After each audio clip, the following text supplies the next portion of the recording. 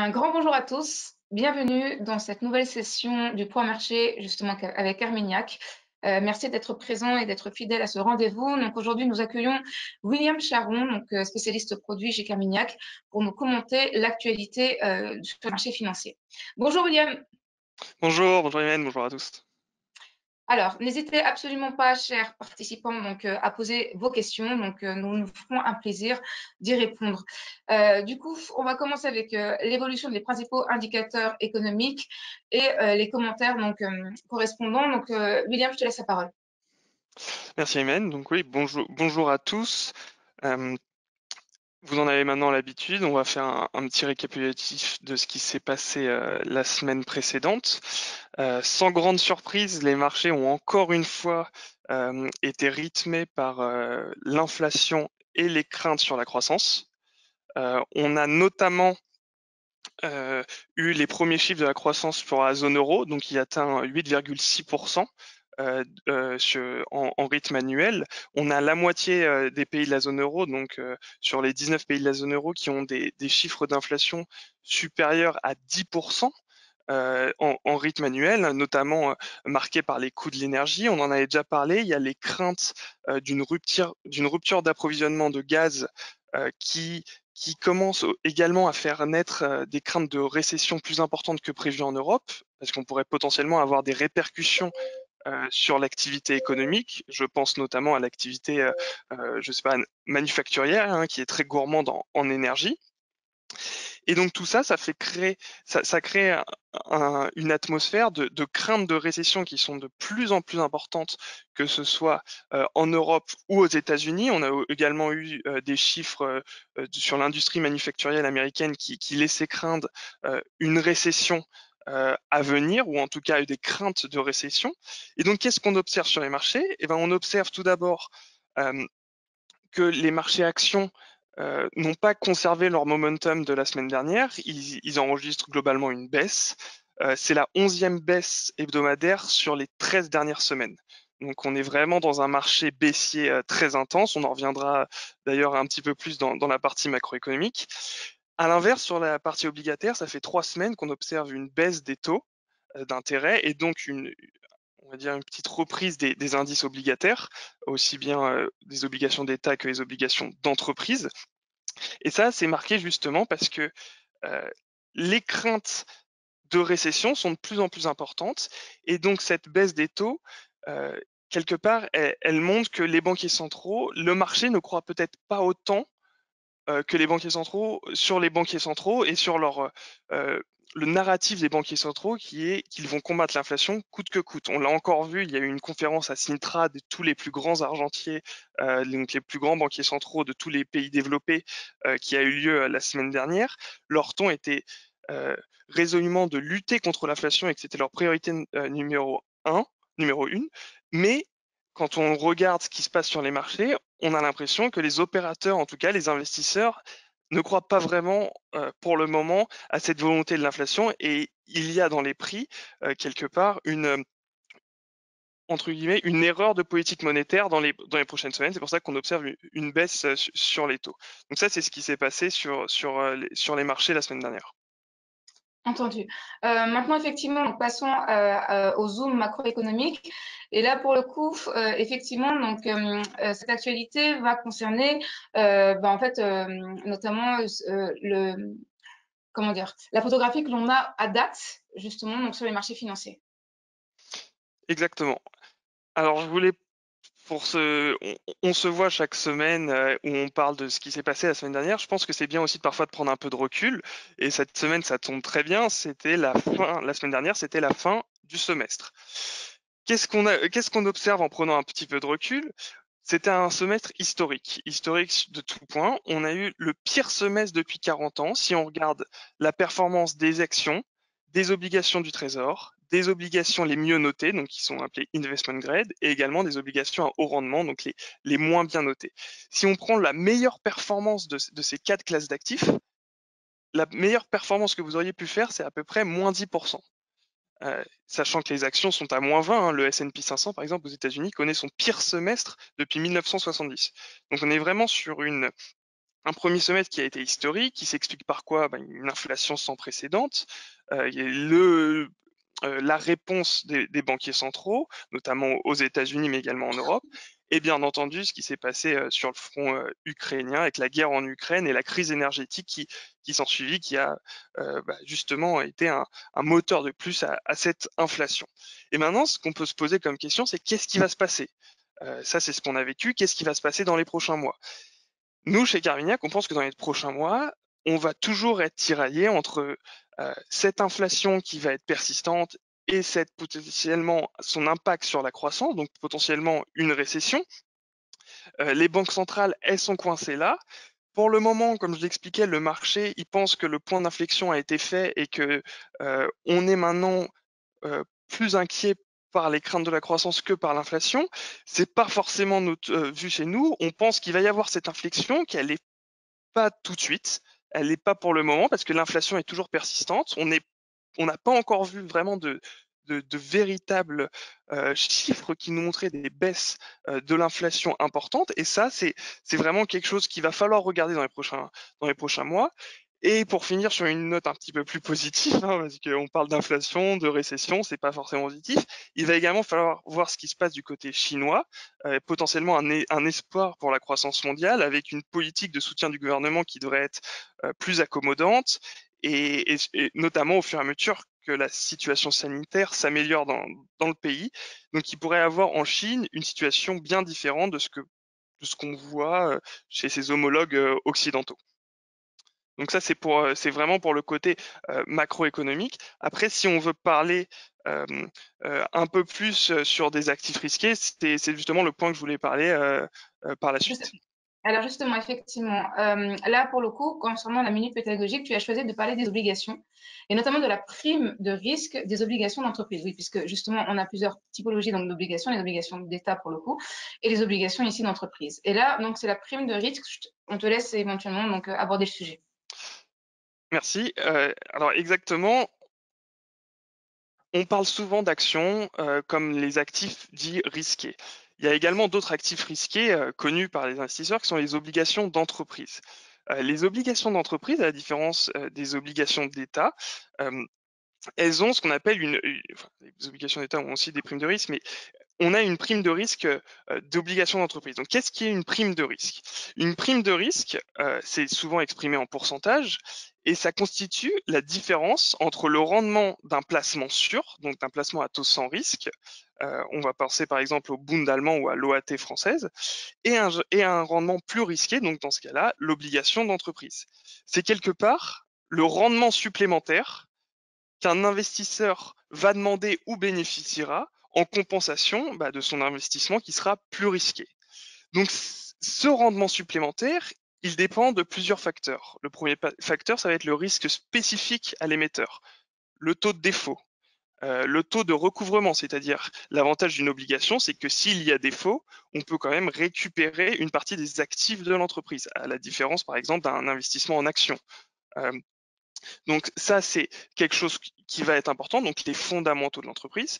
On a également dans cette prime de risque les risques de marché, donc l'action des banquiers centraux, l'inflation, les taux d'intérêt. Donc ça, c'est vraiment tout ce qui va être sur les risques de marché. Et on a également tout ce qui va être prime de liquidité, c'est-à-dire le coût de la négociation euh, de cet emprunt. Et donc tout cela, ça va nous créer des primes de risque. Et c'est des primes de risque qui vont dépendre bien entendu de l'offre et de la demande, des perspectives de conjecture économique, c'est-à-dire que si on est dans des périodes de croissance importante, on va avoir des primes de risque qui vont être de plus en plus petites parce que les fondamentaux vont être meilleurs.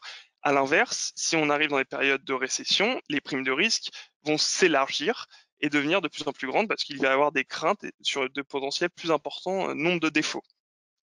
Et donc ça, c'est quelque chose qui est important quand on analyse un actif risqué comme, comme le marché du crédit. Et c'est justement ce dont je voulais parler dans mon point microéconomique.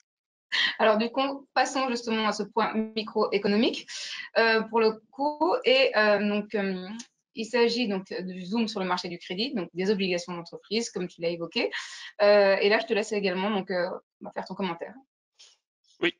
Alors, sur sur le marché du crédit, donc il y a un marché sur lequel on parle un petit peu moins. C'est vrai qu'on a plus tendance, encore plus, d'un point de vue de l'épargnant, de regarder ce qui se passe sur le marché des actions. Sur le marché des crédits, il faut savoir que on a eu une correction historique depuis le début de l'année.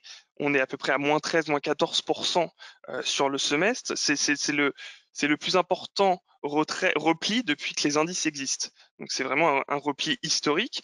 On a une hausse des taux, une hausse des primes de risque, pardon, qui est de plus en plus importante, donc qui commence à rendre les rendements attractifs du point de vue de l'investisseur. Alors, ces primes de risque, elles se sont agrandies pour plusieurs raisons. La hausse de l'inflation, bien entendu, la baisse de la croissance, donc les craintes de récession, la hausse du coût du capital. Bon, il y a plusieurs facteurs qui expliquent cela. Et ce qui fait que ça rend les marchés du crédit attractifs d'un point de vue de rendement pour l'investisseur. Par rapport au taux sans risque, donc par exemple, si on prend une obligation d'État française, le rendement actuellement, il est à 1,6%. Si on prend les obligations d'entreprise les mieux notées par les agences de notation, on est à 3,1% de rendement. Si on prend les obligations d'entreprise à plus haut rendement, donc un petit peu moins bien notées, on est à 7,5% de rendement actuellement. J'ai mis le rendement des actions en parallèle à 8,8%. Il faut savoir que le rendement du dividende est de 3,5% en Europe. Le rendement, ce qu'on appelle ici dans le rendement des actions, je prends le rendement global de bénéfices sur les capitaux propres des entreprises, comme si c'était une obligation. Mais si on prend juste le rendement du dividende, on est à 3,5%. Donc on voit que le crédit est extrêmement attractif d'un point de vue rendement, et c'est d'autant plus attractif que quand on achète du crédit, on achète un contrat. On n'achète pas une croissance future, comme c'est le cas sur les actions. Qu'est-ce que ça signifie quand on achète un contrat? C'est que si on a fait notre travail sur l'analyse des fondamentaux et qu'on sait qu'une entreprise est capable de rembourser sa dette, eh ben, on a un rendement qui est fixé à l'avance. Et que si on détient l'entreprise du début à la fin, on aura les coupons et le remboursement du principal qui sera connu avec un rendement connu. En l'occurrence, par exemple, si c'est 5%, on aura 5% à la fin de rendement.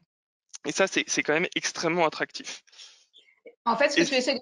En fait, ce que tu dis, William, c'est que la forte correction justement sur le marché des obligations d'entreprise a permis en fait la reconstitution de valeur en fait justement sur ce segment de marché. Et exactement, ça a permis de reconstituer cette prime de risque, donc ce rendement supplémentaire pour l'investisseur, et ça offre maintenant des rendements qui sont extrêmement attractifs pour l'investisseur parce que justement, il y a beaucoup de choses qui ont été prises en compte. Et on le voit sur le graphe de droite, ce qui est juste un exemple très rapide, c'est ENI. ENI, c'est une entreprise italienne dans les hydrocarbures, et on se rend compte que ENI, c'est une entreprise qui a 14 milliards de dettes. Euh, Au premier trimestre, ils ont eu des free cash flow, donc des rentrées d'argent qui ont été de l'ordre de 4 milliards d'euros. On attend entre 5 et 6 milliards au deuxième trimestre. C'est-à-dire que d'ici la fin de l'année, ils ont la capacité de rembourser intégralement leurs dettes d'ici la fin de cette année. Et pourtant, ENI, ça traite avec une prime de risque qui continue de s'agrandir, comme si les fondamentaux se détérioraient, alors que ce n'est pas du tout le cas. Et ça, c'est des dislocations qu'on observe sur le marché du crédit qui sont justement liées à ce qui se passe sur l'inflation, sur le domaine, sur le fond de l'inflation et de la récession, et c'est des craintes qui n'ont pas lieu d'être pour justement certains titres. Donc ça, il faut vraiment, voilà, c'est de la sélection après d'actifs, de crédits, mais c'est vraiment une classe d'actifs qui commence à redevenir intéressant pour les investisseurs qui souhaitent justement se réexposer aux actifs dits risqués. D'accord. Dans un portefeuille de diversification notamment. Exactement. D'accord, c'est entendu. Donc du coup, et ce d'autant plus qu'a priori, les taux de défaut justement des entreprises aujourd'hui n'ont pas été revus justement par notamment les agences de notation. Donc ils n'ont pas été revus dans une forte hausse en fait pour le coup. Alors pour le moment, pas encore. On s'attend bien entendu, et c'est ce qu'on voit dans la hausse des primes de risque, on s'attend à ce que le taux de défaut devienne un petit peu plus important. Néanmoins, on ne s'attend pas à un taux de défaut aussi important que les primes de risque le laissent supposer. Je laisse supposer. Euh, Continuons justement à présent dans le message de la semaine. Et le message de la semaine que tu as choisi, William, c'est justement donc les marchés du crédit semblent avoir intégré à la fois le resserrement des politiques monétaires et le risque de récession, contrairement justement au marché action pour le coup. Exactement. Je te Les- laisse commenter en fait. C'est ce qu'on cesse de nous dire en ce moment, c'est-à-dire que le marché d'action en fait a justement donc pricé, enfin a intégré la baisse du P, mais en fait donc des valorisations, des multiples de valorisation, mais il n'a pas encore forcément intégré la baisse du E qui est justement est la baisse des bénéfices. Alors que là, on a l'impression que le travail est fait du côté justement du segment obligataire. C'est un peu ça. Hein. C'est exactement ça, c'est exactement ce que j'allais rajouter, c'est-à-dire que sur les actions, on a eu une crise de valorisation qui était due à la hausse des taux d'intérêt, et que maintenant on a peut-être à venir une crise justement sur les marges des entreprises, sur les bénéfices. Sur le crédit, on a l'impression que voilà, le chemin a en partie été fait, en tout cas plus que sur les actions. Est-ce qu'on est au bout? J'aimerais bien le savoir. On n'est pas forcément au bout et on verra par la suite que dans le fonds Carmignac Portfolio Patrimoine Europe, on a encore un petit peu des protections. Néanmoins, il faut regarder et ça peut être intéressant pour des investisseurs qui justement chercheraient à se réexposer à des actifs risqués vu la chute qu'on a vue au premier semestre, comme on le montrait tout à l'heure. Ouais, tout est une affaire de matelas de sécurité et le matelas de sécurité côté obligation semble un peu plus confortable que le matelas de sécurité côté action. Ok, Exactement. c'est entendu. Ensuite, donc passons maintenant justement donc aux idées d'allocation. Alors, tu l'as mentionné, donc là on va parler du fonds Carmignac Portfolio Patrimoine Europe. Et donc, ce que je peux comprendre peut-être, c'est que vous avez augmenté un peu la pondération des obligations d'entreprise à l'intérieur du fonds. Alors justement, c'est ce dont on parlait. Euh, c- nous- donc il y a quelques mois, on avait encore moins de crédit, on avait quelques pourcents de crédit, on a maintenant 11% de crédit dans le fonds. On observe des situations de dislocation, comme je l'expliquais, comme par exemple Eni. Néanmoins, pour le moment, on gère ce risque-là. C'est-à-dire que si on va rajouter une obligation d'entreprise, on va pour le moment se couvrir. Pourquoi? Parce que dans le cadre d'un fonds multi-actif comme Carmignac Portfolio Patrimoine Europe, il y a encore extrêmement de volatilité. Ces 2 dernières semaines, on a vu une volatilité très très importante. Donc on n'est pas encore prêt à se réexposer à cette volatilité. Néanmoins, on est prêt à saisir les opportunités qu'offre le marché. Donc les opportunités qu'on va dire idiosyncratiques, donc qui sont vraiment qu'on peut observer des dislocations précises sur certains titres qui ont des fondamentaux très solides et des primes de risque avantageuses où le contrat, encore une fois, qu'on va signer, euh, est très attractif pour nous investisseurs. Euh, Néanmoins, on peut voir qu'au sein du fonds, on a énormément de liquidités qui vont être déployées potentiellement sur les actions, potentiellement sur le crédit, c'est quelque chose qu'on va regarder et à gauche j'ai mis quelque part la façon dont on regardait. Donc c'est un schéma, hein, c'est pas du tout une prévision ou quoi que ce soit, c'est un schéma qui montre juste l'évolution des spreads qui peut être parfois cyclique. Donc on a une montée des spreads, une baisse des spreads et on se rend compte que quand les spreads augmentent au sein du fonds, nous justement on va trouver que ça va être plus attractif et justement, on va pouvoir saisir des opportunités au sein de ce marché. Donc, ce qu'on va faire dans les prochains mois, c'est reconstruire des moteurs de performance. Hein, c'est encore plus important dans un fonds multi-actif. Néanmoins, on va gérer les risques de court terme, les risques de volatilité. Et j'ai pas envie de dire que le crédit va rebondir en premier parce que, encore une fois, on peut pas décider de l'avenir. En tout cas, objectivement, le chemin, comme on l'a expliqué, a été fait, contrairement à d'autres classes d'actifs. Et c'est pour ça qu'aujourd'hui, je trouvais important de parler justement de ce marché risqué qui est le marché des obligations d'entreprise. William, une question. Si on prend en compte la configuration actuelle, justement, est-ce qu'on peut dire que on a de cesse de distinguer en fait le cœur et le satellite, on a de cesse justement de distinguer le tactique et le stratégique. Est-ce que justement dans la configuration actuelle et compte tenu notamment de la volatilité des marchés financiers, on est plutôt justement sur un cœur ou un stratégique qui justement tend à diminuer et du coup un satellitaire et un tactique qui tend à augmenter. Est-ce qu'on peut partir sur ça ou pas? Au sein des fonds, Au sein d'un portefeuille d'investissement, ouais. alors oui, au sein d'un portefeuille d'investissement, on a tendance à, en ce moment, gérer les risques, et notamment le risque de volatilité, qui est très très important sur les obligations. C'est une volatilité jamais vue. On a des mouvements sur les taux, à la hausse comme à la baisse d'ailleurs, qui sont extrêmement impressionnant, ce qui amène et ce qui est assez difficile de justement le gérer au jour le jour, ou même à la semaine ou à la semaine. C'est-à-dire qu'il faut avoir des convictions, s'y tenir. Et donc sur ça, il y a le corps et ensuite il y a le stratégique où on peut à la marge essayer de gérer plus ou moins cette volatilité. Après, chacun va, en fonction de ses objectifs d'investissement, s'exposer plus ou moins violemment, enfin violemment, agressivement, je vais dire, à des classes d'actifs risquées. Ça dépend de son horizon d'investissement, ça dépend de beaucoup de choses. Mais oui, en ce moment, c'est vrai que le tactique revient un petit peu au cœur des portefeuilles, que ce soit de nos fonds ou certainement aussi des clients. Bien sûr. Alors, passons justement aux questions, et elles sont nombreuses. Du coup, donc on y va. Merci énormément, chers participants, donc de jouer le jeu et donc voilà, de nous poser vos questions. Alors, on va commencer avec la première question qui est celle de Eric. Quelle est la place des ENR cette année et les projections pour 2023? Alors, qu'est-ce que qu'est-ce que Je pense attendez. qu'il veut parler en fait des earnings, je pense.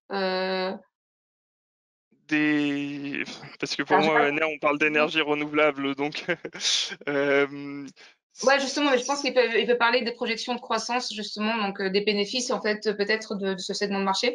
Je sais pas trop, en fait. Ah, si c'est donc si c'est si c'est l'évolution sur l'énergie renouvelable, bah justement la guerre en Ukraine a été justement un catalyseur pour cette classe d'actifs.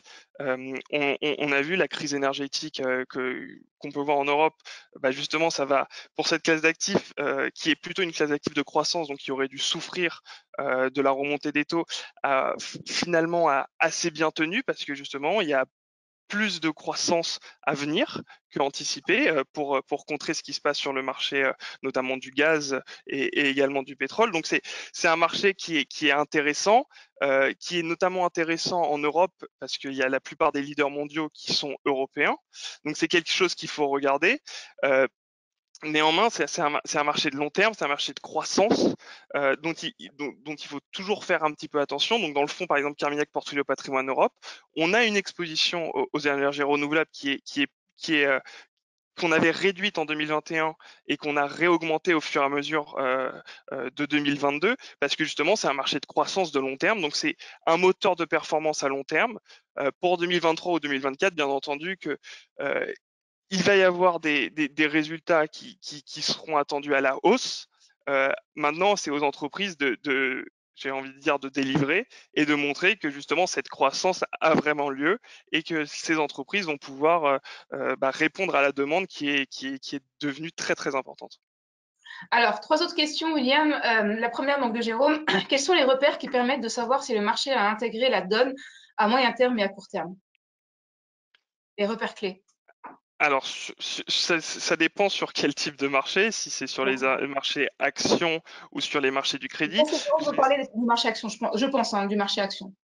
Alors sur le marché action, on va regarder justement par exemple l'évolution des marchés actions par rapport au taux d'intérêt. Donc pourquoi on dit que récemment on a eu une crise de la valorisation? C'est-à-dire qu'on a vu les taux remonter et donc en parallèle, on a, si on regarde les courbes en parallèle, on a les marchés actions qui baissaient. Donc alors que les bénéfices des entreprises restaient importants. Donc ça montrait que justement cette correction qui avait lieu, elle avait lieu sur cette valorisation, sur cette croissance future. Euh, Comment on pourrait voir potentiellement qu'on va passer sur, je sais pas, une crise, c'est peut-être un grand mot, mais une revalorisation des bénéfices, c'est si on commence à voir que cette valorisation ne bouge plus, que les taux, par exemple, remontent ou se stabilisent, comme c'est le cas aujourd'hui, mais que les marchés actions continuent de baisser. Dans ce cas-là, ça voudra dire que c'est justement les bénéfices des entreprises qui seront minorés par le marché et ça, c'est quelque chose qu'on regarde sur les actions. Sur le crédit, c'est à peu près la même chose. On va regarder également l'évolution que ça peut avoir en comparaison à d'autres indicateurs. Donc il faut toujours se comparer à un indicateur. C'est ce qu'on a. C'est ce qu'on a au sein de Carmignac. On a des équipes macroéconomiques, ce qu'on appelle de cross-asset, donc à travers différentes classes d'actifs qui regardent des indicateurs et qui essayent de voir qu'est-ce qui est pris en compte par le marché au sens global. D'accord. Donc il n'y a pas nécessairement en fait, de repères en fait, identifiés, ça dépend éventuellement des classes d'actifs et peut-être de la configuration également des marchés financiers. Exactement, et ça peut bien entendu varier parce que peut-être que un indicateur qui va être très suivi pendant une année ne le sera pas du tout l'année suivante. En tout cas, pour le marché action, étant donné qu'on a plutôt aujourd'hui en fait, attrait à dire en fait qu'en fait on s'attend à une baisse des bénéfices, c'est plutôt la tendance justement de la correction des bénéfices qui est peut-être à regarder de près. Exactement, donc ça va être par exemple les résultats des entreprises et Les encore mauvaises plus que les surprises. résultats Ouais, des entreprises. Exactement, les mauvaises surprises ou encore plus que cela, les projections des entreprises. ouais. C'est quelque chose qu'on regarde beaucoup, les projections qu'ont les entreprises pour le futur. Projection Si on... quantitative et qualitative aussi. Exactement, Ouais, d'accord, pas c'est que entendu. quantitatif, qualitatif, c'est important. Autre question, quels sont les motifs qui poussent les groupes de notre industrie à racheter leurs propres actions? Les rachats d'actions. Il semble justement donc qu'on voit une multiplication d'opérations de rachat d'actions. Comment l'expliquer? Alors ça, on en avait parlé, je crois, dans un mini-bourse il y a quelques semaines. Donc je vous invite à le revoir si vous l'avez pas vu. Euh, les rachats d'actions, c'est un phénomène particulier. C'est un phénomène de rendement quelque part à l'actionnaire. Un actionnaire peut avoir un rendement qui s'exprime soit en dividende, soit en hausse du prix de l'action. Donc, le rendement en dividende, il est connu, c'est un paiement sur les bénéfices. Un autre rendement possible, c'est de racheter des actions. Et par un phénomène très simple, quand on rachète une action, on diminue le nombre d'actions en circulation et donc on fait monter le prix de l'action. C'est ce qui se passe en ce moment. Il y a plusieurs facteurs techniques qui expliquent pourquoi les entreprises font cela. Premièrement, il y a des entreprises qui ont connu une forte croissance ces dernières années, donc qui ont beaucoup de liquidités. Donc c'est une façon de justement de rendre cette liquidité aux actionnaires. Une autre raison des rachats d'actions, c'est justement il y a des raisons fiscales également, ce qui est parfois plus avantageux de racheter des actions plutôt que de donner du dividende. Et il y a également, enfin, après, ce qu'il faut regarder sur un rachat d'actions, et c'est ce qu'on avait expliqué il y a quelques semaines, c'est qu'il faut regarder pourquoi l'entreprise procède à un rachat d'actions. Est-ce qu'elle procède à un rachat d'actions parce qu'elle pense que sa croissance future n'est pas assez bien valorisée, donc du coup, elle se rachète des actions de son entreprise en disant bah, justement c'est pas assez vous n'avez pas assez valorisé, donc c'est attractif de mon côté, ou alors ça peut être pour d'autres raisons, pour payer ses employés à l'ère de stock option. Donc il y a plusieurs raisons qui expliquent cela. Il faut regarder pourquoi. C'est souvent une bonne raison, mais pas tout le temps. Donc il faut bien regarder pourquoi les entreprises procèdent à ces rachats d'actions. Et aujourd'hui, on est plutôt justement sur peut-être quand même une redistribution aux actionnaires, là aujourd'hui, en ce moment. Exactement, D'accord. une redistribution de la liquidité. Donc on est à des niveaux qui sont extrêmement élevés hein, de rachat d'actions en ce moment. William, on termine avec une dernière question donc de Denis qui nous dit le passé semble montrer qu'on ne peut pas lutter contre l'inflation malgré les volontés des banques centrales. Pourquoi on ne peut pas lutter contre l'inflation? Pourquoi ne... Alors voilà, question assez difficile pour le coup. Pourquoi les banques centrales ne parviennent pas justement donc à lutter contre cette inflation persistante et qui pour le coup en plus est croissante. Donc pourquoi elles n'y arrivent pas? Qu'est-ce qui se passe? J'ai- Alors, j'aimerais bien avoir la réponse de savoir comment on lutte contre l'inflation.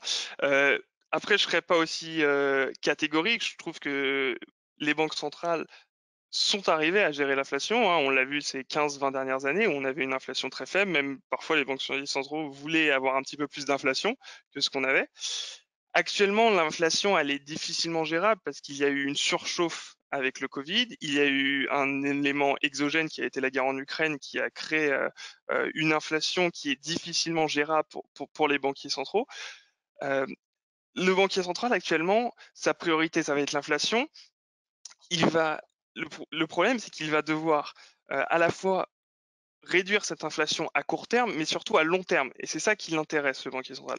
Le banquier central, ça va être l'inflation dans plusieurs années? Est-ce que on prévoit une inflation dans plusieurs années qui reste très importante? Et c'est sur cela qui va avoir un impact, et c'est sur cela où justement, c'est sur ça qu'on va pouvoir justement regarder quel est l'impact du banquier central. À court terme, il est vrai que le banquier central, c'est pas lui qui va décider si la baguette de pain augmente de 10 centimes ou pas. Par contre, sur le plus long terme, il peut avoir un impact via divers mécanismes. On va peut-être pas rentrer dedans, mais c'est sur cela où on a justement un impact sur l'inflation. Après, il est vrai que l'inflation est un phénomène extrêmement complexe. On l'a bien vu, hein, les banquiers centraux pensaient que l'inflation ne serait pas persistante. Ils ont fait leur mea culpa à la conférence de Sintra, où la plupart des banquiers centraux ont dit mea culpa, nous n'avions pas vu que l'inflation allait être aussi persistante. Néanmoins, ils ont les moyens, et il faut jamais sous-estimer les moyens des banquiers centraux à lutter contre l'inflation. Et c'est d'ailleurs la crainte actuellement, c'est-à-dire la lutte contre l'inflation va impacter la croissance. Et en fait, ce que tu dis clairement, c'est qu'au-delà de l'inflation à l'instant T, ce qui est important, ce sont les anticipations également d'inflation. Et donc, pour jauger de l'efficacité de la politique monétaire donc menée par les banques centrales, c'est également voir éventuellement si ça infléchit les anticipations d'inflation éventuellement. Et notamment, c'est le 5 ans en fait. Hein. C'est le 5 ans Exactement, qu'on regarde. D'accord. exactement, c'est le 5 ans. Ok William, bon, bah écoute, je pense qu'on a répondu à un certain nombre de questions. Merci énormément pour ton éclairage, pour tes éléments justement d'explication. Merci à vous, chers participants, d'être fidèles au rendez-vous. Nous vous redonnons rendez-vous donc la semaine prochaine, même jour, même heure. Et encore une fois, merci à tout le monde. Merci encore une fois à toi William. Et bonne fin de semaine. Bonne fin de semaine. Merci à tous. Au revoir. Au Au revoir. revoir, merci à tous.